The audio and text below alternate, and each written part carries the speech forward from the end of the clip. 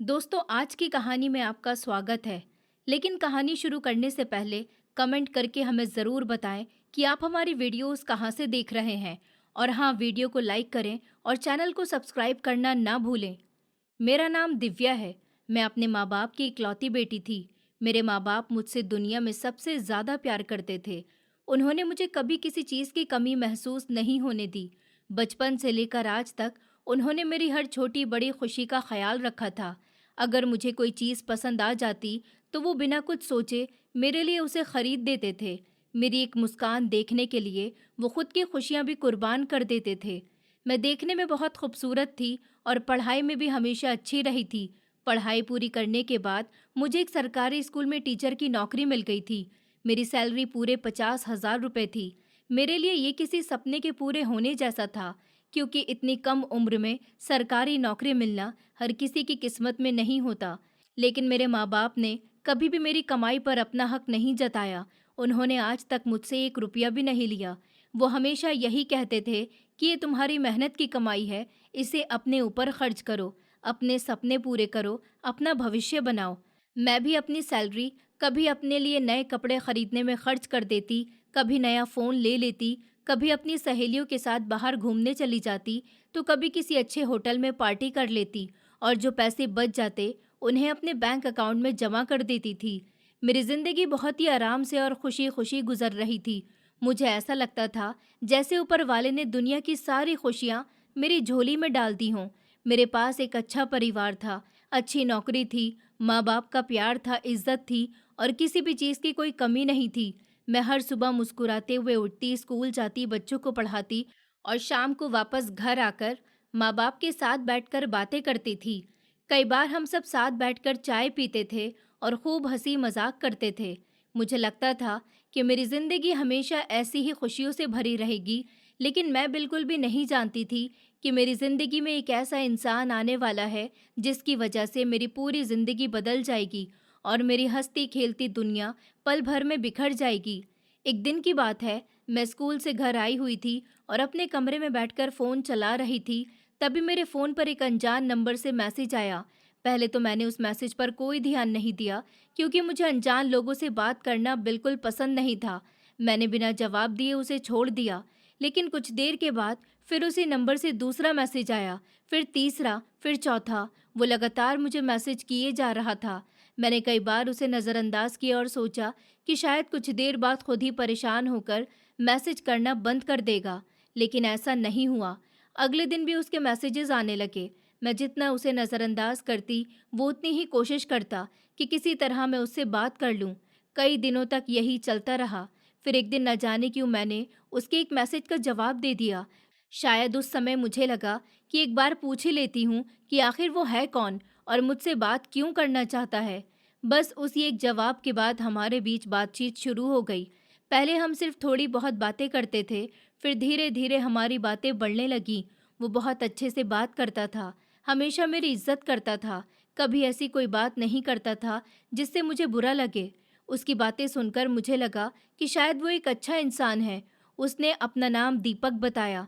उसने मुझे बताया कि उसकी एक छोटी बहन उसी कॉलेज में पढ़ती थी जहाँ मैं पहले पढ़ाई किया करती थी, और उसने मुझे वहीं कई बार देखा था। बाद में किसी तरह से उसे मेरा नंबर मिल गया और तभी से वो मुझसे बात करना चाहता था। हमारी दोस्ती धीरे धीरे बहुत गहरी हो गई। अब हम दोनों रोज़ घंटों फ़ोन पर बातें करते थे। सुबह गुड मॉर्निंग से लेकर रात को गुड नाइट तक हमारी बातें चलती रहती थी। वो मुझे अपने पूरे दिन की हर छोटी बड़ी बात बताता और मैं भी उसे अपनी ज़िंदगी के बारे में सब कुछ बताने लगी थी। अगर एक दिन भी हमारी बात नहीं होती तो ऐसा लगता था जैसे दिन ही अधूरा रह गया हो। धीरे धीरे मुझे भी उसकी आदत होने लगी थी।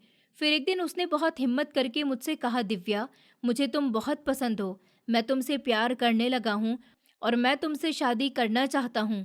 उसकी ये बातें सुनकर मैं कुछ देर के लिए बिल्कुल चुप हो गई, क्योंकि मैंने कभी इस बारे में सोचा ही नहीं था। लेकिन मैंने उससे साफ साफ कहा कि अगर तुम सच में मुझे लेकर सीरियस हो और तुम्हारा इरादा सही है तो मेरे घर अपने माँ बाप को रिश्ता लेकर भेज दो, और अगर मेरे माँ बाप इस रिश्ते के लिए हाँ कर देंगे तो मेरी तरफ से भी कोई मनाही नहीं होगी, क्योंकि मैं अपने माँ बाप की मर्जी के खिलाफ जाकर कोई फैसला नहीं कर सकती। दीपक ने मेरी बात ध्यान से सुनी और बिना किसी बहस के तुरंत मान ली। उसने कहा कि अगर तुम्हारी यही शर्त है तो मैं बहुत जल्द अपने घर वालों को लेकर तुम्हारे घर आऊँगा। और सच में उसने अपनी बात निभाई। कुछ ही दिनों के बाद उसके घर वाले मेरे घर रिश्ता लेकर आए। मेरे माँ और पिताजी ने उनका बहुत अच्छे से स्वागत किया। दोनों परिवारों ने बैठकर काफ़ी देर तक बातें की। दीपक के घर वाले भी बहुत अच्छे लगे और मेरे माँ बाप को ये रिश्ता पसंद आ गया। उन्होंने जब मुझसे पूछा कि क्या मैं इस रिश्ते से खुश हूँ, तो मैंने भी मुस्कुराकर हाँ कह दिया, क्योंकि उस समय मुझे दीपक एक अच्छा और समझदार लड़का लगा था। फिर दोनों परिवारों की खुशी से हमारा रिश्ता पक्का हो गया। उस दिन घर में बहुत खुशी का माहौल था। माँ पिताजी के चेहरे पर अलग ही मुस्कान थी और मुझे भी ऐसा लग रहा था कि शायद मेरी ज़िंदगी की एक नई और खूबसूरत शुरुआत होने वाली है। और फिर कुछ ही दिनों बाद पूरे रीति रिवाजों के साथ हमारी शादी हो गई। शादी का दिन मेरी ज़िंदगी के सबसे खूबसूरत दिनों में से एक था। पूरा घर रोशनी से सजा हुआ था। चारों तरफ मेहमानों की चहल पहल थी। रिश्तेदारों की हंसी की आवाज़ें गूंज रही थी। मेरी सहेलियां मुझे तैयार कर रही थी और मेरी माँ बार बार मुझे देखकर भावुक हो जाती थी। पिताजी के चेहरे पर भी खुशी साफ दिखाई दे रही थी, लेकिन उनकी आंखों में अपनी बेटे की विदाई का दर्द भी छुपा हुआ था। जब मैं दुल्हन बनकर मंडप में बैठी तो मुझे ऐसा लग रहा था जैसे मेरी जिंदगी का एक नया सफर शुरू होने वाला है। शादी की सारी रस्में बहुत अच्छे से हुई।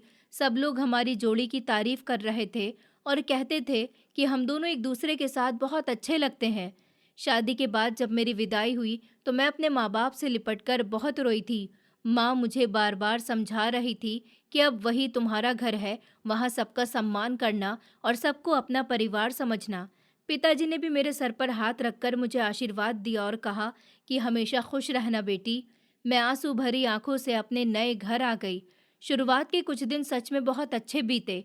घर के सभी लोग मुझसे बहुत प्यार से बात करते थे। मेरी सास भी मुझे अपनी बेटी की तरह समझती थी। दीपक भी मेरा पूरा ध्यान रखता था। मुझे लगने लगा था कि मेरी जिंदगी पहले से भी ज्यादा खूबसूरत हो गई है। शादी के बाद मैंने स्कूल से सिर्फ 10 दिन की छुट्टी ली थी, क्योंकि उससे ज्यादा छुट्टी मिलना मेरे लिए आसान नहीं था। बच्चों के इम्तिहान भी आने वाले थे और उनका पूरा सिलेबस खत्म करवाना मेरी जिम्मेदारी थी। इसीलिए मैंने तय किया कि छुट्टियां खत्म होते ही मैं फिर से अपनी नौकरी पर जाऊंगी। शादी के कुछ दिन बाद मैं फिर रोज सुबह जल्दी उठने लगी। सबसे पहले नहा धोकर तैयार होती, फिर रसोई में जाकर अपनी सास का हाथ बटाती, सबके लिए चाय बनाती, नाश्ता तैयार करती और जितना घर का काम मुझसे हो सकता था उतना करके स्कूल चली जाती। स्कूल में पूरा दिन बच्चों को पढ़ाती, उनकी कॉपियाँ चेक करती, उनका काम पूरा करवाती और फिर शाम को वापस घर लौटकर फिर से घर के कामों में लग जाती थी। मुझे दोहरी जिम्मेदारी निभानी पड़ रही थी, लेकिन मुझे उससे कोई शिकायत नहीं थी, क्योंकि मुझे अपना काम पसंद था और मुझे लगता था कि अगर इंसान मन से काम करे तो हर जिम्मेदारी आसानी से निभाई जा सकती है। एक दिन सुबह की बात है, मैं स्कूल जाने के लिए तैयार हो रही थी, तभी मेरी सास मेरे पास आई। उनके चेहरे पर हल्की सी मुस्कान थी। उन्होंने प्यार से मेरे सर पर हाथ फेरा और बोली, बेटा, तुम्हारी शादी को आज पूरा एक हफ्ता हो गया है। हमारे घर में एक रिवाज है कि नई बहू शादी के बाद एक हफ्ते के बाद अपने हाथों से कुछ मीठा बनाती है। इसलिए आज शाम को स्कूल से आने के बाद तुम्हें अपने हाथों से कोई अच्छी सी मिठाई बनानी होगी। मैंने मुस्कुराकर उनकी बात सुनी और कहा कि ठीक है माँ जी, मैं स्कूल से आते ही सबसे पहले मीठा बना दूंगी। आप बिल्कुल चिंता मत कीजिए। मेरी बात सुनकर वो खुश हो गई और बोली, मुझे पता है तुम सब बहुत अच्छे से कर लोगी। फिर मैं स्कूल चली गई। पूरे दिन बच्चों को पढ़ाते हुए भी मेरे मन में यही चल रहा था कि शाम को घर जाकर क्या बनाऊं ताकि सबको पसंद आए। मुझे खाना बनाना भी अच्छा लगता था, इसलिए मैं मन ही मन कई तरह की मिठाइयों के बारे में सोच रही थी। उसी घर में मेरी एक ननंद भी रहती थी, जिसका नाम सुनीता था। सुनीता की शादी पहले ही हो चुकी थी, लेकिन किसी वजह से वो अपने छोटे से बेटे के साथ मायके में ही रह रही थी। मैंने कभी उससे इस बारे में कुछ नहीं पूछा, क्योंकि मुझे लगा कि हर इंसान की अपनी कुछ मजबूरियां होती हैं और बिना वजह किसी की निजी जिंदगी में दखल देना ठीक नहीं होता। सुनीता का मेरे साथ शुरू से ही बहुत अच्छा व्यवहार था। वो हमेशा मुझे भाभी कहकर बुलाती थी और हर समय मेरे आगे पीछे घूमती रहती थी। अगर मैं रसोई में काम करती तो वो भी मेरे साथ आ जाती। अगर मैं कमरे में होती तो वहीं बैठकर मुझसे बातें करती रहती। कभी मेरे बालों की तारीफ करती, कभी मेरी साड़ी की, तो कभी कहती कि भाभी, आपके हमारे घर में आने के बाद इस घर की रौनक ही बदल गई है। उसकी बातें सुनकर मुझे बहुत अच्छा लगता था। उसका छोटा-सा बेटा भी मेरे पास आकर खेलता रहता था और मुझे धीरे-धीरे उससे भी बहुत लगाव हो गया था। मुझे उस समय ऐसा लगता था कि मुझे बहुत अच्छा परिवार मिला है, जहाँ हर कोई मुझे अपना मानता है। मैं अपनी नई ज़िंदगी में धीरे-धीरे ढल रही थी और मेरे मन में यही खुशी थी कि अब मेरे पास एक ऐसा परिवार है, जहाँ मुझे माँ-बाप के बाद भी अपना कहने वाले इतने सारे लोग मिल गए हैं। मुझे बिल्कुल भी अंदाज़ा नहीं था कि जिन लोगों को मैं अपना समझ रही हूँ, उन्हीं के बीच एक ऐसा राज छिपा हुआ है, जो आने वाले समय में मेरी पूरी ज़िंदगी बदल कर रख देगा। देखते ही देखते दिन बहुत आराम से गुजरने लगे। मेरी नई ज़िंदगी अब धीरे-धीरे अपनी रफ्तार पकड़ चुकी थी। सुबह मैं जल्दी उठती, घर का थोड़ा बहुत काम करती और फिर स्कूल चली जाती। वहाँ पूरे मन से बच्चों को पढ़ाती और शाम को वापस आकर फिर घर के काम में लग जाती थी। घर के सभी लोग बाहर से देखने में बहुत अच्छे लगते थे, इसलिए मेरे मन में कभी किसी के लिए कोई शक नहीं आया। मुझे लगता था कि ऊपर वाले ने सच में मुझे बहुत अच्छा परिवार दिया है। इसी तरह हंसते खेलते पूरा 1 महीना कब निकल गया, मुझे पता ही नहीं चला। आज महीने की पहली तारीख थी और मेरी सैलरी आने वाली थी। स्कूल से छुट्टी होने के बाद जब मैं घर पहुंची, तो मेरे फ़ोन पर बैंक का मैसेज आया। मेरी पूरी सैलरी मेरे अकाउंट में आ चुकी थी। मैं मन ही मन सोच रही थी कि इस बार अपने लिए कुछ नए कपड़े खरीदूंगी और थोड़ा सा पैसा अपने बैंक अकाउंट में भी जमा कर दूंगी। तभी मेरी बड़ी ननंद सुनीता मेरे कमरे में आई। उसके चेहरे पर उदासी थी और आंखों में आंसू जैसे भरे हुए थे। उसे उस हालत में देखकर मैं घबरा गई। मैंने तुरंत उससे पूछा, दीदी क्या हुआ, आप इतनी परेशान क्यों लग रही हैं? उसने धीरे से मेरे पास बैठते हुए कहा, भाभी मेरे बेटे की तबीयत बिल्कुल ठीक नहीं है। कई दिनों से वो बीमार चल रहा है। डॉक्टर ने कुछ टेस्ट लिखे हैं और दवाइयाँ भी बहुत महंगी हैं। मैंने अपने भाई यानी दीपक से भी पैसे मांगे थे, लेकिन अभी उनकी सैलरी आने में समय है। ऊपर से घर में शादी का इतना खर्चा हो चुका है कि इस समय किसी के पास पैसे नहीं बचे। मैं बहुत ही मजबूर हूँ। अगर आप इस बार अपनी पूरी सैलरी मुझे दे दें, तो मेरे बेटे का इलाज हो जाएगा। उसकी बातें सुनकर मेरा दिल पिघल गया। मैं खुद एक टीचर थी और मुझे बच्चों से बहुत लगाव था। किसी भी बच्चे को मैं तकलीफ में नहीं देख सकती थी। मैंने बिना ज़्यादा सोचे अपना फ़ोन निकाला और उसी समय अपनी पूरी सैलरी उसके अकाउंट में ट्रांसफ़र कर दी। उसने तुरंत मेरा हाथ पकड़ लिया और बोली, भाभी आपने आज मेरी बहुत बड़ी परेशानी दूर कर दी। मैं आपका ये एहसान कभी नहीं भूलूंगी। उसके चेहरे पर खुशी देखकर मुझे भी अच्छा लगा। मैंने मन ही मन सोचा कि अगर मेरे पैसों से एक बच्चे का इलाज हो जाएगा, तो इससे अच्छी बात और क्या हो सकती है। वो खुश होकर वहाँ से चली गई और मैं भी इस बात को भूल गई। मुझे बिल्कुल भी एहसास नहीं था कि ये तो सिर्फ शुरुआत थी। धीरे धीरे फिर से दिन गुजरने लगे। मेरी सास पहले की तरह मेरा बहुत ध्यान रखती थी। वो कभी मुझसे ज़रूरत से ज़्यादा काम नहीं करवाती थी। अगर मैं स्कूल से थक कर आती तो कहती कि बेटा पहले थोड़ा आराम कर लो, फिर धीरे धीरे काम कर लेना। मेरी छोटी ननद भी मेरे साथ बहुत प्यार से रहती थी। वो हर समय मेरे साथ हंसी मजाक करती रहती थी। दीपक भी उस समय तक मेरा बहुत ख्याल रखता था। वो मुझसे प्यार से बात करता था और मुझे लगता था कि सच में मैं बहुत खुशकिस्मत हूँ। इसी तरह देखते देखते दूसरा महीना भी बीत गया। फिर एक बार मेरी सैलरी आने का दिन आ गया। इस बार भी जैसे ही मेरी सैलरी मेरे अकाउंट में आई, मैं मन ही मन सोच रही थी कि अब की बार अपने लिए कुछ ज़रूरी चीज़ें खरीदूंगी, क्योंकि पिछले महीने की पूरी सैलरी तो मैंने दीदी को दे दी थी। तभी थोड़ी देर के बाद फिर मेरी बड़ी ननंद सुनीता मेरे कमरे में आई। इस बार भी उसके चेहरे पर वही उदासी थी। उसने आते ही कहा, भाभी मैं बहुत परेशानी में हूँ। मेरे बेटे के स्कूल की कई महीनों की फीस बाकी है। अगर इस बार भी फीस जमा नहीं हुई तो स्कूल वाले उसका नाम काट देंगे।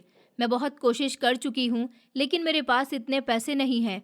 अगर आप इस महीने की अपनी सैलरी भी मुझे दे दें, तो मेरे बेटे की पढ़ाई बच जाएगी। उसकी बातें सुनकर मैं कुछ पल के लिए चुप हो गई।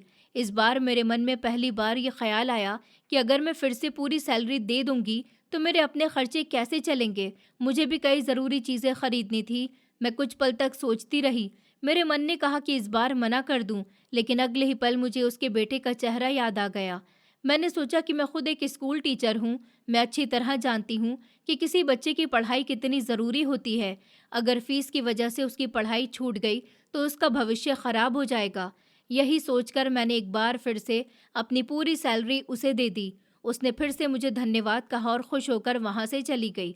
मैं उस समय यही समझ रही थी कि वो सच में अपने बेटे की बीमारी और पढ़ाई के लिए मुझसे पैसे ले रही है, लेकिन मुझे बिल्कुल भी पता नहीं था कि सच्चाई कुछ और ही थी। असल में वो अपने बेटे का नाम लेकर मुझसे हर महीने सैलरी लेती थी और बाद में उन्हीं पैसों से अपने शौक पूरे करती थी।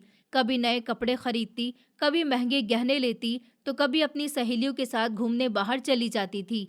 उसके बेटे की बीमारी और फीस की बातें सिर्फ बहाने थे, ताकि मैं बिना कुछ सोचे उसे अपनी पूरी कमाई देती रहूं। लेकिन उस समय तक मुझे उसकी इस चालाकी का बिल्कुल भी पता नहीं था और मैं उसे अपना समझकर हर बार उसकी बातों पर भरोसा करती जा रही थी। एक दिन की बात है, दीपक ने मुझसे कहा कि आज छुट्टी का दिन है, चलो तुम्हें बाहर घुमाने ले चलता हूँ। उसकी बात सुनकर मुझे बहुत अच्छा लगा, क्योंकि शादी के बाद हम दोनों कहीं ठीक से घूमने भी नहीं गए थे। मैं जल्दी से तैयार हो गई और हम दोनों बाजार की तरफ निकल गए। पहले हम थोड़ा बहुत घूमे, फिर कुछ कपड़ों की दुकानें देखी। उसके बाद हम एक बड़े से मॉल में चले गए। वहाँ हर तरफ बहुत सारी दुकानें थी, लोग शॉपिंग कर रहे थे और पूरा माहौल बहुत अच्छा लग रहा था। घूमते घूमते हमारी नज़र एक बड़ी ज्वेलरी शोरूम पर पड़ी। मैंने मजाक में ही दीपक से कहा, चलो अंदर चलते हैं, बस देखते हैं, कुछ खरीदेंगे नहीं। दीपक भी बिना कुछ कहे मेरे साथ अंदर चला गया। शोरूम के अंदर बहुत सुंदर सुंदर गहने रखे हुए थे। मैं उन्हें देख रही थी, तभी मेरी नज़र एक बहुत खूबसूरत डायमंड की रिंग पर पड़ी। वो रिंग मुझे पहली नज़र में ही बहुत ज़्यादा पसंद आ गई। मैंने दुकानदार से कहा कि क्या मैं इसे पहनकर देख सकती हूँ। उसने मुस्कुराकर रिंग मेरे हाथ में दे दी। जैसे ही मैंने वो रिंग अपनी उंगली में पहनी, मुझे वो बहुत सुंदर लगी। मैं आईने में बार बार उसे देखकर मुस्कुरा रही थी। मेरे मन में पहली बार ऐसा लगा कि काश ये रिंग मेरी होती। मैंने खुश होकर दीपक की तरफ देखा और कहा, ये रिंग मुझे बहुत पसंद आई है, क्यों ना इसे हम ले लेते हैं। दीपक ने भी उस समय कुछ नहीं कहा, इसलिए मुझे लगा कि शायद वो मुझे ये रिंग दिलाने वाला है। मैंने दुकानदार से कहा कि इसे पैक कर दीजिए। दुकानदार ने भी तुरंत उसे पैक कर दिया और बिल बनाकर हमारे सामने रख दिया। अब पैसे देने की बारी आई तो मैंने मुस्कुराते हुए दीपक की तरफ देखा, लेकिन अगले ही पल उसने बिल्कुल आराम से कहा, मेरे पास तो पैसे नहीं हैं, तुम पैसे दे दो। उसकी बात सुनकर मैं कुछ पल के लिए बिल्कुल चुप रह गई। मुझे अपनी बातों पर यकीन ही नहीं हुआ। मैंने हैरानी से उसकी तरफ देखा और कहा, ये तुम कैसी बातें कर रहे हो? मेरे पास भी पैसे नहीं हैं। मुझे तो लगा था कि तुम मुझे शॉपिंग करवाने के लिए लेकर आए हो। तब वो बोला, मुझे लगा था कि तुम्हें रिंग पसंद आई है तो तुम अपने पैसों से खरीद लोगी। उसकी बात सुनकर मुझे बहुत बुरा लगा, क्योंकि अगर उसके पास पैसे नहीं थे तो मुझे पहले ही बता देता, मैं कभी रिंग पैक ही नहीं करवाती। अब दुकानदार भी हमारी तरफ देखने लगा था। मुझे अपनी बहुत बेइज्जती महसूस हो रही थी। मैंने धीरे से दुकानदार से कहा कि भैया, अभी रहने दीजिए, मैं फिर कभी आकर ये रिंग ले जाऊंगी। तभी दुकानदार शायद हमारी बात समझ चुका था। उसने थोड़े गुस्से में कहा कि जब पैसे ही नहीं होते तो दुकान में आकर सामान क्यों पसंद करते हो। उसकी ये बात मेरे दिल में तीर की तरह लगी। मेरी आंखें भर आईं, लेकिन मैंने वहां कुछ नहीं कहा। मैं चुपचाप दीपक के साथ शोरूम से बाहर निकल आई। पूरे रास्ते हम दोनों के बीच बिल्कुल भी बात नहीं हुई। मेरे मन में बहुत गुस्सा था और उससे भी ज्यादा दुख था, क्योंकि पहली बार मुझे लगा कि मेरी कोई इज्जत नहीं रही। घर पहुंचने के बाद भी मैं काफी देर तक उसी बात को सोचती रही। उसी दिन मैंने अपने मन में फैसला कर लिया कि अब मैं अपनी इस महीने की सैलरी बड़ी ननंद सुनीता को बिल्कुल भी नहीं दूंगी। मैंने आज तक कभी दीपक से ये नहीं पूछा था कि उसकी सैलरी कितनी है, क्योंकि मुझे लगा था कि वो पढ़ा लिखा है, एक अच्छी कंपनी में नौकरी करता है, तो उसकी कमाई भी अच्छी ही होगी। लेकिन धीरे धीरे मुझे समझ आने लगा था कि उसकी सैलरी भी कोई ख़ास नहीं थी। सबसे बड़ी बात ये थी कि वो कभी मुझे अपने खर्च के लिए अलग से पैसे भी नहीं देता था और हर महीने मेरी पूरी सैलरी उसकी बहन ले जाती थी। अब मुझे समझ नहीं आ रहा था कि आखिर मैं कब तक ऐसा करती रहूंगी। मेरे भी अपने कुछ सपने थे, मेरी भी कुछ ज़रूरतें थीं, लेकिन मैं हर बार दूसरों के लिए अपनी कमाई दे देती थी और खुद खाली हाथ रह जाती थी। मैंने मन ही मन ठान लिया कि इस बार चाहे कुछ भी हो जाए, मैं अपनी सैलरी किसी को नहीं दूंगी। उसी रात मैं रसोई में खड़ी बर्तन धो रही थी। पूरा घर लगभग शांत था। तभी मुझे बाहर से धीमी धीमी आवाज़ सुनाई दी। ऐसा लगा जैसे कोई फ़ोन पर बात कर रहा हो। मैंने ध्यान से सुना तो आवाज़ बड़ी ननंद सुनीता की थी। वो अपने कमरे में फ़ोन पर किसी से बात कर रही थी। उसकी आवाज़ साफ मेरे कानों तक आ रही थी। पहले तो मैंने ध्यान नहीं दिया, लेकिन फिर उसकी बातें सुनकर मैं वहीं रुक गई। कोई फ़ोन पर हंसते हुए कह रहा था कि तुम्हारे पति की मेरे पास फिर से कॉल आई थी। उसने कहा कि वापस घर आ जाओ, लेकिन मैं उस फटीचर आदमी के पास कभी वापस नहीं जाऊंगी। उसने मुझे आज तक दिया ही क्या है? जो सुख मुझे अपने ससुराल में नहीं मिला, वो मुझे अपने मायके में मिल रहा है। मेरी वो बेवकूफ़ भाभी हर महीने अपने हाथों से अपनी पूरी सैलरी मुझे दे देती है। मैं अपने बेटे का नाम लेकर उससे पैसे ले लेती हूँ और फिर उन्हीं पैसों से अपनी पूरी लग्ज़री लाइफ़ जीती हूँ। कभी ब्रांडेड पर्स खरीदती हूँ, कभी महँगे जूते, कभी नए कपड़े और कभी अपनी सहेलियों के साथ घूमने बाहर चली जाती हूँ। मुझे किसी चीज़ की कमी नहीं है, फिर मैं क्यों वापस आऊँ अपने पति के पास जाऊँ? मैं तो यहीं रहकर आराम से ऐश करूँगी। उसकी ये बातें सुनते ही मेरे पैरों तले से ज़मीन खिसक गई। मुझे अपनी ही बातों पर यकीन नहीं हो रहा था। मैं जिस औरत को अब तक बेचारी समझती रही, जिस पर तरस खाकर हर महीने अपनी पूरी सैलरी दे देती थी, वो मेरे साथ इतना बड़ा धोखा कर रही थी। उसके बेटे की बीमारी और स्कूल की फीस सब झूठ था। वो सिर्फ मेरी मेहनत की कमाई पर अपनी शौक की ज़िंदगी जी रही थी। मेरी आंखों में गुस्से के आंसू आ गए। उस समय मेरा मन कर रहा था कि उसी वक्त उसके सामने जाकर सारी बातें पूछूं, लेकिन मैंने खुद को रोक लिया क्योंकि मैं बिना सोचे समझे कोई कदम नहीं उठाना चाहती थी। मैंने उसी समय अपने दिल में पक्का फैसला कर लिया कि अब मेरी एक भी सैलरी उसके हाथ नहीं लगेगी, चाहे वो कितने भी बहाने क्यों ना बनाए। उस रात मैं अपने कमरे में जाकर लेट तो गई, लेकिन मुझे पूरी रात नींद नहीं आई। मैं बार बार यही सोचती रही कि जिस औरत को मैं अपना समझ रही थी, वही मेरे भरोसे का फ़ायदा उठाकर मुझे बेवकूफ़ बनाती रही। और मुझे पहली बार एहसास हुआ कि हर मुस्कुराने वाला इंसान दिल से अच्छा नहीं होता। कुछ लोग चेहरे पर मासूमियत लेकर भी बहुत चालाक होते हैं, और सुनीता उन्हीं लोगों में से एक थी। और फिर धीरे धीरे दिन गुजरने लगे। मैं हर दिन यही सोचती थी कि अब चाहे कुछ भी हो जाए, मैं अपनी मेहनत की कमाई किसी के बहाने में आकर नहीं दूंगी। मैंने अपने मन को पूरी तरह मजबूत कर लिया था। अब मुझे समझ आ चुका था कि कौन मेरे साथ सच्चा है और कौन सिर्फ अपना फ़ायदा देख रहा है। देखते ही देखते फिर वही दिन आ गया जिस दिन मेरी सैलरी आने वाली थी। सुबह से ही मेरे मन में एक अजीब सी घबराहट थी, क्योंकि मुझे पूरा यकीन था कि जैसे ही मेरी सैलरी आएगी, मेरी बड़ी ननंद फिर से किसी नए बहाने के साथ मेरे सामने आ जाएगी। स्कूल में भी मेरा मन पूरी तरह पढ़ाने में नहीं लग रहा था। बार बार मेरा ध्यान उसी बात पर जा रहा था।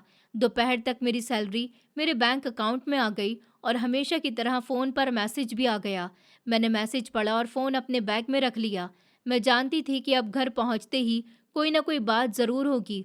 शाम को जब मैं स्कूल से घर पहुंची, तो अभी मैंने अपना बैग भी ठीक से नहीं रखा था कि तभी मेरी बड़ी ननंद सुनीता मुस्कुराते हुए मेरे कमरे में आ गई। उसके चेहरे पर वही बनावटी मासूमियत थी जिसे मैं अब अच्छी तरह पहचान चुकी थी। वो मेरे पास आकर बैठ गई और बोली, भाभी, मैं बहुत बड़ी परेशानी में हूँ। इस बार भी मुझे थोड़े पैसों की ज़रूरत पड़ गई है। आप अगर इस महीने की सैलरी अपनी मुझे दे दें, तो मेरी बहुत बड़ी मुश्किल हल हो जाएगी। उसने फिर कोई नया बहाना बनाना शुरू कर दिया। कभी किसी खर्चे की बात करती, तो कभी अपने बेटे का नाम लेती, लेकिन इस बार मैं उसकी बातों में आने वाली नहीं थी। मैंने बहुत शांति से उसकी तरफ देखा और कहा, दीदी, मुझे माफ़ कर दीजिए, लेकिन इस बार मैं अपनी सैलरी आपको नहीं दे सकती। मेरे भी बहुत सारे खर्चे हैं। मैं रोज़ स्कूल जाती हूँ, मुझे भी अपने लिए चीज़ें खरीदनी होती हैं। मेरे भी कुछ सपने हैं और मैं अपनी इस पूरी सैलरी हर महीने किसी और को नहीं दे सकती। मेरी बात सुनते ही उसके चेहरे का रंग बदल गया। शायद उसे बिल्कुल भी उम्मीद नहीं थी कि मैं कभी उसे मना भी कर सकती हूँ। पहले तो उसने प्यार से मुझे समझाने की कोशिश की, फिर बोली, भाभी, बस इस बार दे दीजिए, अगली बार मैं आपसे कभी नहीं मांगूंगी। लेकिन अब मैं उसकी असलियत जान चुकी थी, इसलिए मैंने साफ शब्दों में कह दिया कि नहीं दीदी, इस बार मैं अपनी सैलरी किसी भी हालत में आपको नहीं दूंगी। मुझे भी अपनी ज़िंदगी के लिए पैसे बचाने हैं। मेरी बात सुनकर उसने कुछ पल तक मेरी तरफ गुस्से से देखा, फिर बिना कुछ बोले वहाँ से उठकर चली गई। उसके जाते ही मुझे लगा जैसे मेरे दिल से बहुत बड़ा बोझ उतर गया हो, लेकिन मुझे ये भी महसूस हो रहा था कि उसे मेरी बात बहुत बुरी लगी है। उस दिन के बाद सच में घर का माहौल धीरे धीरे बदलने लगा। पहले जहाँ वो हर समय मेरे आगे पीछे घूमती रहती थी, अब उसने मुझसे बात करना लगभग बंद कर दिया था।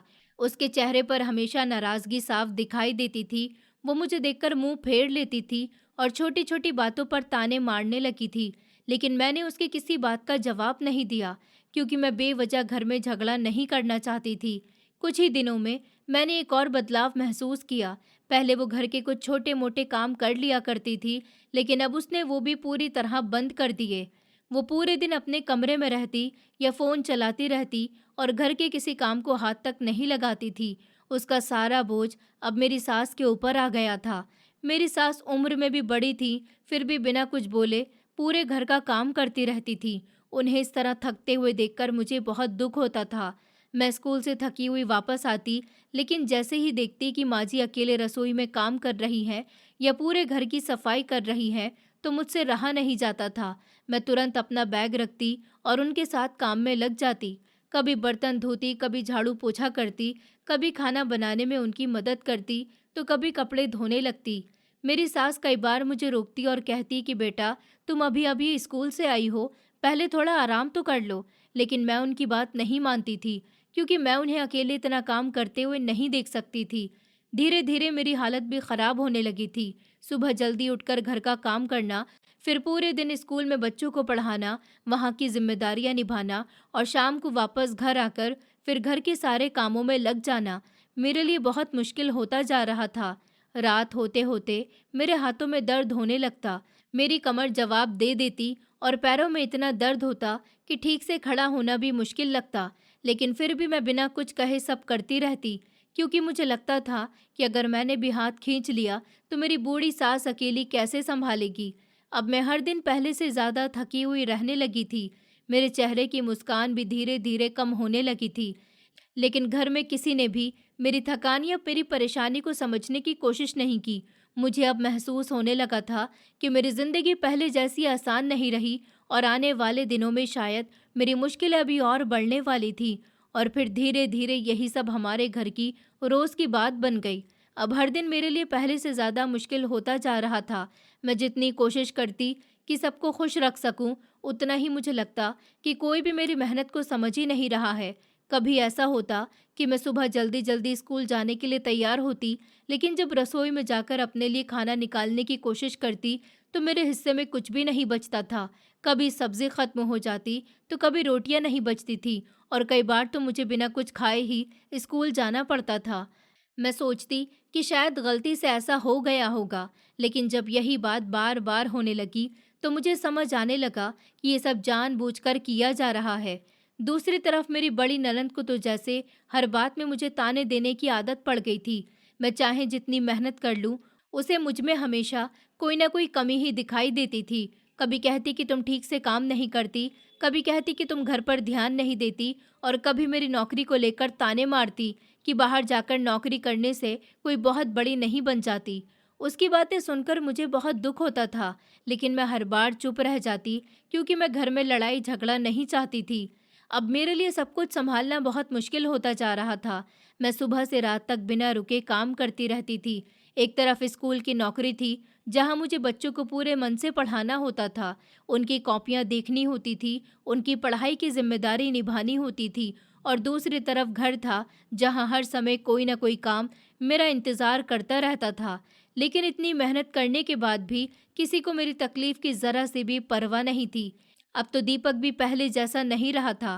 पहले वो मुझसे प्यार से बातें करता था, मेरी थकान का पूछता था, लेकिन अब पता नहीं उसे क्या हो गया था। वो मुझसे ठीक से बात भी नहीं करता था। ऑफिस से आता तो सीधा अपने कमरे में चला जाता। अगर मैं उससे कुछ कहना चाहती, तो बस 2-4 बातें करके चुप हो जाता। मैं कई बार सोचती कि आखिर अचानक उसमें इतना बदलाव क्यों आ गया, लेकिन मुझे कभी कोई जवाब नहीं मिला। एक दिन सुबह मेरी बड़ी ननद मेरे पास आई और बड़े प्यार से बोली, भाभी, मेरी तबीयत आजकल बिल्कुल ठीक नहीं रहती। मुझे सुबह जल्दी उठने में भी बहुत परेशानी होती है। अब आप तो वैसे भी जल्दी उठ जाती हैं और स्कूल भी जाती हैं, तो स्कूल जाने से पहले सबके लिए नाश्ता भी बना दिया कीजिए। उसकी बात सुनकर मैं कुछ पल के लिए चुप रह गई, क्योंकि मैं पहले ही बहुत थक जाती थी। लेकिन मैंने अपनी सास की तरफ देखा, जिनके घुटनों में हमेशा दर्द रहता था और वो ज़्यादा देर तक खड़ी भी नहीं हो पाती थी। फिर मैंने बिना कुछ कहे उसकी बात मान ली। उस दिन से मेरी जिम्मेदारियां और भी ज़्यादा बढ़ गईं। अब मुझे हर रोज़ सुबह सुबह जल्दी उठना पड़ता था। सबसे पहले रसोई में जाकर सबके लिए अलग अलग नाश्ता बनाना पड़ता। किसी को अंडा पसंद था, किसी को ब्रेड, किसी के लिए चाय बनानी होती थी, तो किसी के लिए कॉफ़ी। छोटी ननद स्कूल जाती थी, उसके लिए अलग टिफ़िन तैयार करना पड़ता था। सुनीता के बेटे के लिए अलग नाश्ता और टिफ़िन बनाना पड़ता था। दीपक ऑफिस जाता था, उसके लिए अलग खाना और नाश्ता तैयार करना होता था। मेरी सास के लिए उनकी तबीयत के हिसाब से हल्का नाश्ता बनाना पड़ता और इन सब के बीच अपने लिए भी जल्दी जल्दी कुछ तैयार करना पड़ता था। रसोई में ही मुझे 1.5-2 घंटे निकल जाते थे। जब तक सबका नाश्ता बनाकर सबको खिला देती, तब तक मैं खुद पूरी तरह से थक चुकी होती थी। उसके बाद जल्दी जल्दी तैयार होकर स्कूल के लिए निकलती। कई बार तो इतनी भागदौड़ हो जाती कि मैं अपना नाश्ता भी ठीक से नहीं कर पाती थी। स्कूल पहुंचते पहुंचते मेरे शरीर में बिल्कुल ताकत नहीं बचती थी। पूरी रात की थकान और सुबह की भागदौड़ की वजह से मेरा सर अब भारी रहने लगा था। मैं क्लास में बच्चों को पढ़ाती तो ज़रूर थी, लेकिन पहले जैसा मन अब नहीं लग पाता था। कई बार बच्चे शरारत करते तो छोटी सी बात पर मुझे गुस्सा आ जाता, जबकि पहले मैं बहुत धैर्य से उन्हें समझाती थी। कभी किसी बच्चे की छोटी गलती पर भी मैं डांट देती और बाद में खुद ही सोचकर दुखी होती कि आखिर मैं ऐसी क्यों हो गई हूँ। मुझे समझ आने लगा था कि ये गुस्सा बच्चों पर नहीं बल्कि मेरी अपनी ज़िंदगी की परेशानियों का असर था। मैं हर दिन अंदर ही अंदर टूटती जा रही थी, लेकिन फिर भी किसी से कुछ नहीं कहती थी, क्योंकि मुझे लगता था कि शायद एक दिन सब ठीक हो जाएगा। लेकिन मुझे बिल्कुल भी अंदाज़ा नहीं था कि मेरी मुश्किलें अभी ख़त्म नहीं हुई थी, बल्कि मेरी ज़िंदगी का सबसे कठिन समय तो अभी शुरू होने वाला था। मैंने अपनी इन सारी परेशानियों के बारे में आज तक अपने माँ-बाप को कुछ भी नहीं बताया था, क्योंकि मैं जानती थी कि अगर उन्हें मेरी असली हालत का पता चल गया, तो वो बहुत परेशान हो जाएँगे। उन्होंने हमेशा मुझे खुश देखा था और मैं नहीं चाहती थी कि मेरी वजह से उनकी नींद उड़ जाए। इसलिए हर बार जब माँ का फ़ोन आता तो मैं हंसकर उनसे बात करती और यही कहती कि हाँ, मैं बहुत खुश हूँ, यहाँ सब लोग मेरा बहुत ध्यान रखते हैं। माँ भी मेरी बातों पर भरोसा कर लेती थी और फिर खुश हो जाती थी।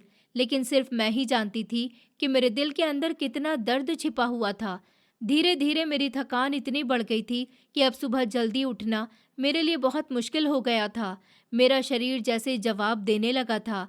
रात को देर तक घर का काम करते करते मैं पूरी तरह टूट जाती थी और फिर सुबह अंधेरा रहते उठकर सबके लिए अलग अलग नाश्ता बनाना मेरे बस से बाहर होने लगा था।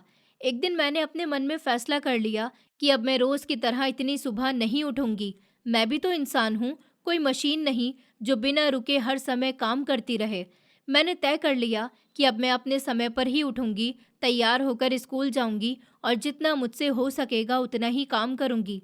अगले दिन मैं जानबूझकर सुबह देर तक बिस्तर पर लेटी रही। बाहर से रसोई में कुछ आवाज़ें आती रहीं, लेकिन मैंने ध्यान नहीं दिया। तभी थोड़ी देर के बाद मेरी बड़ी ननंद सुनीता मेरे कमरे के बाहर आकर ज़ोर-ज़ोर से दरवाज़ा खटखटाने लगी और ऊंची आवाज़ में मुझे बुलाने लगी, "भाभी उठिए, कितनी देर तक सोती रहेंगी?" लेकिन इस बार मैंने उसकी आवाज़ सुनकर भी कोई जवाब नहीं दिया। दीपक उस समय मेरे पास ही सो रहा था। उसे तो इस बात का बिल्कुल भी पता नहीं था कि बाहर क्या हो रहा है। वो आराम से सोता रहा और मैंने भी उठने की कोई जल्दी नहीं दिखाई। जब मुझे लगा कि अब मेरे स्कूल जाने का समय हो गया, तब मैं आराम से उठी, नहा धोकर तैयार हुई, अपना बैग उठाया और कमरे से बाहर निकलने लगी। तभी मेरी ननंद तेज कदमों से मेरे सामने आकर खड़ी हो गई। उसके चेहरे पर गुस्सा साफ दिखाई दे रहा था। उसने ताना मारते हुए कहा, "वाह महारानी, आज तो आप नाश्ता बनाने के लिए भी नहीं उठी।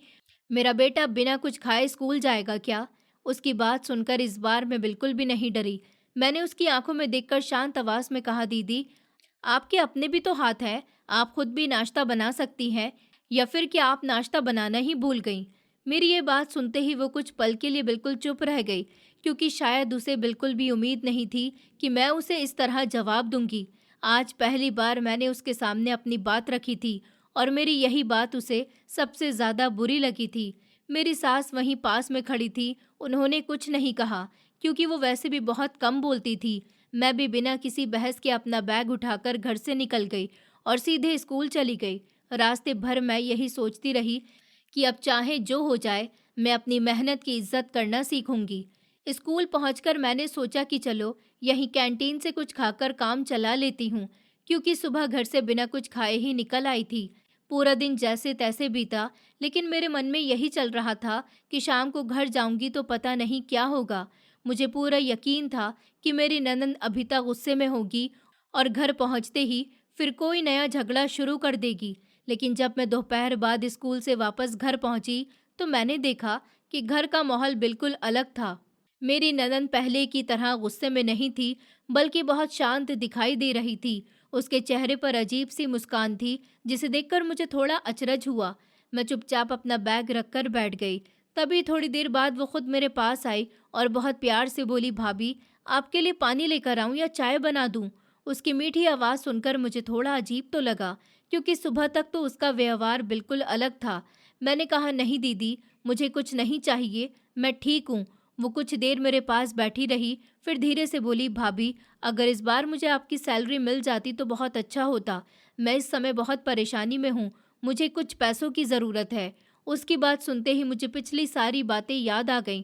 मुझे याद आया कि कैसे वो हर महीने नए-नए बहाने बनाकर मेरी पूरी सैलरी ले जाती थी और फिर उन्हीं पैसों से अपने शौक पूरे करती थी। इसलिए इस बार मैंने बिना किसी झिझक के साफ शब्दों में कहा, माफ़ कीजिए दीदी, लेकिन इस बार भी मैं आपको अपनी सैलरी नहीं दे सकती।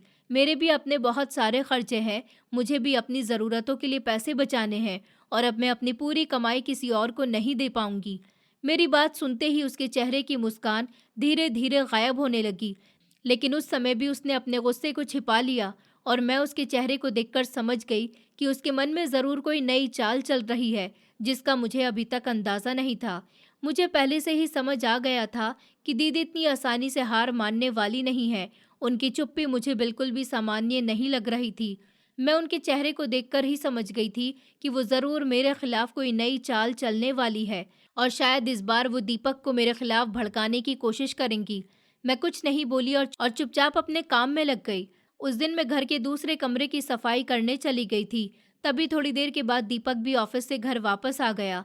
मैंने दूर से देखा कि जैसे ही वो घर के अंदर आया, दीदी तुरंत उसके पास चली गई और फिर दोनों हमारे कमरे की तरफ चले गए। मुझे कुछ अजीब सा भी लगा, इसलिए मैं कमरे के बाहर ही रुक गई। दरवाज़ा पूरी तरह बंद नहीं था, इसलिए अंदर की सारी बातें मेरे कानों तक साफ साफ पहुंच रही थी।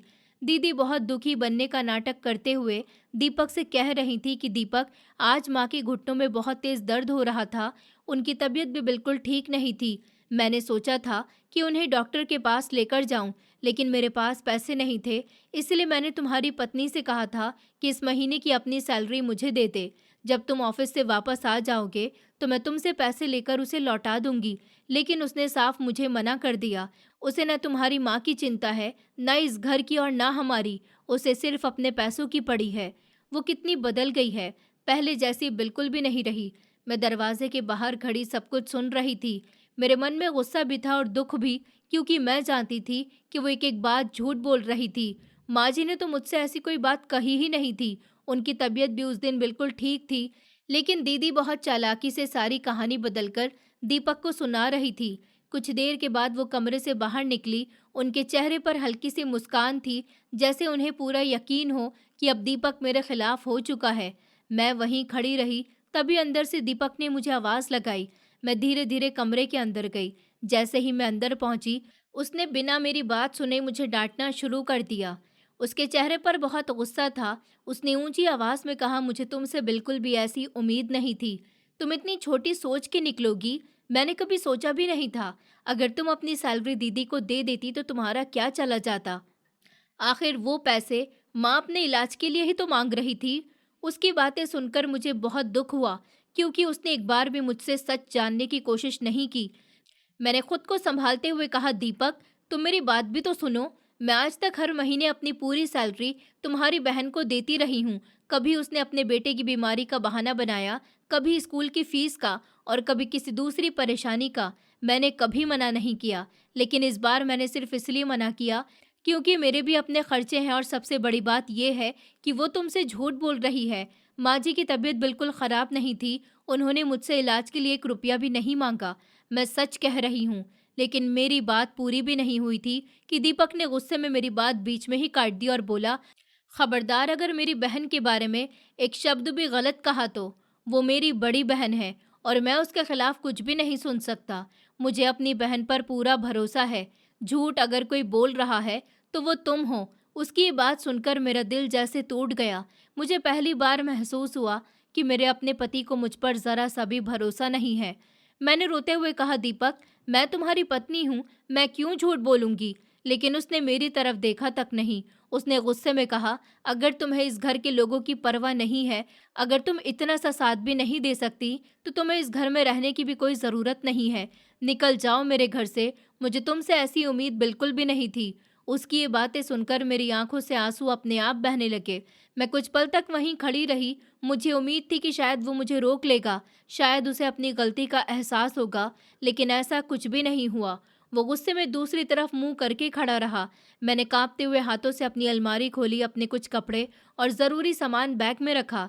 मेरी आंखों से लगातार आंसू बह रहे थे, लेकिन उस घर में किसी ने भी मुझे रोकने की कोशिश नहीं की। मेरी सास चुप थी, छोटी ननंद भी कुछ नहीं बोली और बड़ी ननंद के चेहरे पर मुझे एक अजीब सी जीत की मुस्कान दिखाई दे रही थी। मैं भारी कदमों से उस घर से बाहर निकल गई। रास्ते भर मेरे आंसू रुकने का नाम नहीं ले रहे थे। मुझे समझ नहीं आ रहा था कि मैंने आखिर ऐसी कौन सी गलती कर दी थी कि मेरी अपनी मेहनत की कमाई अपने पास रखने की वजह से मुझे अपना घर छोड़ना पड़ गया। काफ़ी देर बाद मैं अपने मायके पहुंची। जैसे ही माँ ने दरवाज़ा खोला और मुझे उस हालत में देखा, उनके चेहरे का रंग उड़ गया। पिताजी भी तुरंत बाहर आ गए। उन्होंने घबराकर पूछा, क्या हुआ बेटी, तुम अचानक इस तरह रोती हुई वापस कैसे आ गई? मैं खुद को ज़्यादा देर तक संभाल नहीं पाई और माँ से लिपटकर फूट फूट कर रोने लगी। काफ़ी देर तक रोने के बाद मैंने उन्हें शुरू से लेकर आखिर तक सारी बात बता दी कि कैसे मैं हर महीने अपनी पूरी सैलरी देती रही, कैसे मेरे साथ झूठ बोला गया, कैसे मुझे सबके सामने गलत साबित किया गया और कैसे बिना मेरी बात सुने दीपक ने मुझे घर से निकल जाने के लिए कह दिया। मेरी पूरी बात सुनकर माँ और पिताजी की आंखें भी भर आईं, क्योंकि उन्हें पहली बार पता चला था कि उनकी बेटी इतने दिनों से कितनी तकलीफ में जी रही थी और फिर भी सिर्फ उन्हें परेशान ना करने के लिए चुपचाप सब कुछ सहती रही। मेरी सारी बातें सुनने के बाद पिताजी कुछ देर तक बिल्कुल चुप बैठे रहे। उनकी आंखों में भी आंसू थे। उन्होंने कभी सोचा भी नहीं था कि उनकी बेटी शादी के बाद इतनी तकलीफों में जी रही होगी। उन्होंने मेरे सर पर प्यार से हाथ फेरा और बहुत भावुक होकर बोले, बेटा, तू ये सब कैसे अकेले सहती रही? तूने हमें एक बार भी क्यों नहीं बताया? क्या हम तेरे अपने नहीं हैं? क्या हम तेरे दुख में तेरे साथ नहीं खड़े होते? उनकी बात सुनकर मैं फिर से रो पड़ी। मैंने धीरे से कहा, पिताजी, मैं आपको और माँ को परेशान नहीं करना चाहती थी। आप दोनों ने मुझे हमेशा बहुत प्यार दिया। मैं नहीं चाहती थी कि मेरी वजह से आपकी चिंता बढ़ जाए, इसलिए मैं सब कुछ खामोशी से चुपचाप सहती रही। मेरी बात सुनकर माँ भी मेरे पास आकर बैठ गई। उन्होंने मुझे गले लगा लिया और बोली, बेटा, माँ बाप अपने बच्चों के दुख बांटने के लिए ही होते हैं। अगर तू हमें पहले बता देती तो शायद तुझे इतना कुछ अकेले नहीं सहना पड़ता। पिताजी ने उसी समय मेरा हाथ पकड़कर कहा, अब तू किसी बात की चिंता मत कर, ये घर तेरा अपना घर है। जब तक हम दोनों जिंदा हैं तुझे किसी के सामने झुकने की ज़रूरत नहीं है। तू यहीं हमारे साथ रहे और जब तक तेरा मन ना करे तब तक वापस उस घर जाने की कोई ज़रूरत नहीं है। उनकी बातें सुनकर मेरे दिल का बहुत बड़ा बोझ हल्का हो गया। मुझे पहली बार लगा कि मैं अकेली नहीं हूँ। फिर मैं अपने माँ पिताजी के साथ ही रहने लगी। धीरे धीरे कुछ दिन गुजर गए। मैं रोज़ पहले की तरह स्कूल जाने लगी। अब मेरे ऊपर पहले जितना काम नहीं था, इसलिए मुझे थोड़ी राहत मिलने लगी। मेरी तबीयत भी पहले से ठीक रहने लगी और मैं धीरे धीरे अपनी पुरानी ज़िंदगी में लौटने की कोशिश करने लगी। इसी बीच मेरी सास का एक दो बार फ़ोन आया। उन्होंने बहुत प्यार से कहा, बेटा, घर वापस आ जाओ, मुझे तुम्हारी बहुत याद आती है, घर तुम्हारे बिना सूना लगता है। मैंने बहुत सम्मान से उनसे कहा, माँ जी, मैं जानती हूँ कि आप बुरी नहीं हैं, आपने हमेशा मेरे साथ अच्छा व्यवहार किया है, लेकिन इस बार मैं वापस नहीं आ सकती, क्योंकि जो मेरे साथ हुआ उसे मैं इतनी जल्दी नहीं भूल सकती। मेरी सास ने मेरी बात सुनी, लेकिन उन्होंने मुझ पर कोई दबाव नहीं डाला। उन्होंने सिर्फ इतना कहा कि बेटा, जब भी तुम्हारा मन बदले तो इस घर के दरवाजे तुम्हारे लिए हमेशा खुले रहेंगे। उनकी बात सुनकर मुझे उनके लिए और भी सम्मान महसूस हुआ, क्योंकि गलती उनकी थी ही नहीं। मैं अच्छी तरह जानती थी कि मेरे साथ जो कुछ हुआ उसकी सबसे बड़ी वजह मेरी बड़ी ननद थी। कुछ दिन के बाद मेरी सास ने मेरे पिताजी से भी फ़ोन पर बात की। उन्होंने बहुत विनती करते हुए कहा, भाई साहब, दिव्या को वापस भेज दीजिए, घर उसके बिना अच्छा नहीं लगता। लेकिन पिताजी ने साफ शब्दों में कहा, बहन जी, मैं अपनी बेटी को तब तक आपके घर वापस नहीं भेजूंगा जब तक मुझे पूरा भरोसा नहीं हो जाता कि अब उसके साथ पहले जैसा व्यवहार कभी भी नहीं होगा। मेरी बेटी ने बहुत दुख सहा है, अब मैं उसे फिर से उसी माहौल में नहीं भेज सकता। इतना कहकर पिताजी ने फ़ोन रख दिया। उसके बाद कई दिनों तक दोनों घरों के बीच कोई बातचीत नहीं हुई। समय धीरे धीरे बीतता गया और मैं भी अपने काम में व्यस्त रहने लगी। फिर एक दिन दोपहर के समय हमारे घर की घंटी बजी। पिताजी ने जाकर दरवाज़ा खोला तो सामने दीपक खड़ा था। उसे देखकर मैं भी हैरान रह गई। उसके चेहरे पर पहले जैसा घमंड नहीं था, बल्कि पछतावा साफ दिखाई दे रहा था। वो धीरे धीरे अंदर आया और सीधे मेरे सामने आकर खड़ा हो गया। उसकी आंखें झुकी हुई थी। उसने धीमी आवाज में कहा, दिव्या, मुझे माफ कर दो। मुझसे बहुत बड़ी गलती हो गई। मैंने बिना सच जाने तुम्हारी बात पर भरोसा नहीं किया। मुझे बाद में पता चला कि दीदी इतने महीनों से तुम्हें धोखा देती रही थी और हर बार मुझसे भी झूठ बोलती थी। मुझे अपनी गलती का बहुत पछतावा है। मैंने उनसे साफ कह दिया है कि अब उन्हें अपने ससुराल वापस जाना होगा और मैंने खुद उन्हें उनके पति के पास भेज दिया है। अब घर में पहले जैसी कोई बात नहीं होगी। मैं चाहता हूँ कि तुम वापस चलो, हम फिर से नई शुरुआत करेंगे। उसकी बातें सुनकर मैं चुप रही, क्योंकि मेरे दिल में घाव अभी पूरी तरह नहीं भरे थे। तभी पिताजी ने दीपक से कई सवाल किए। उन्होंने पूछा, क्या तुम्हें अब अपनी गलती का सच में एहसास है? क्या तुम आगे से मेरी बेटी पर भरोसा करोगे? क्या उसकी इज्जत करोगे? दीपक ने बिना देर किए कहा कि जी पिताजी, मैं वादा करता हूँ कि अब कभी ऐसी गलती दोबारा नहीं करूँगा। मैं दिव्या का हमेशा साथ दूंगा। उसकी मेहनत की कमाई पर सिर्फ उसी का हक होगा और मैं उसे कभी किसी के सामने झुकने नहीं दूंगा। उसकी बातों में इस बार सच्चाई दिखाई दे रही थी। पिताजी ने मेरी तरफ देखा और कहा कि बेटा, फैसला तुझे करना है। अगर तेरा मन नहीं है तो कोई तुझे मजबूर नहीं करेगा, लेकिन अगर तू उसे एक मौका देना चाहती है तो हम तेरे फैसले के साथ हैं। मैंने कुछ देर सोचने के बाद दीपक को माफ़ करने का फैसला किया, क्योंकि मुझे लगा कि इंसान अगर अपनी गलती मान ले और उसे सुधारने की कोशिश करे तो उसे एक मौका मिलना चाहिए। फिर मैं दीपक के साथ वापस अपने ससुराल चली गई। वहां पहुंचकर मैंने देखा कि घर का माहौल सचमुच पहले से बदल चुका था। मेरी बड़ी ननंद अब अपने ससुराल लौट चुकी थी और जब कभी मायके आती भी थी तो पहले जैसी हरकतें बिल्कुल नहीं करती थी। वो सबसे प्यार से बात करती, थोड़ी देर रुकती और फिर वापस चली जाती थी। मेरी सास पहले की तरह मेरा बहुत ध्यान रखती थी। छोटी ननंद भी मेरे साथ हंसी खुशी रहती थी और दीपक भी अब मेरी हर बात का सम्मान करता था। सबसे बड़ी बात ये थी कि अब मेरी सैलरी पूरी की पूरी मेरे अपने बैंक खाते में आती थी। उस पर सिर्फ मेरा हक था। कोई मुझसे पैसे मांगकर मुझ पर दबाव नहीं डालता था। अब मैं अपनी ज़रूरतों के हिसाब से खर्चा करती थी, कुछ पैसे बचाती थी और बाकी अपने भविष्य के लिए जमा करती थी। आखिरकार मेरी ज़िंदगी फिर से खुशियों की राह पर लौट आई थी और मुझे इस बात का एहसास हो गया था कि रिश्ते तभी मजबूत रहते हैं जब उनमें भरोसा, सम्मान और सच तीनों साथ हों।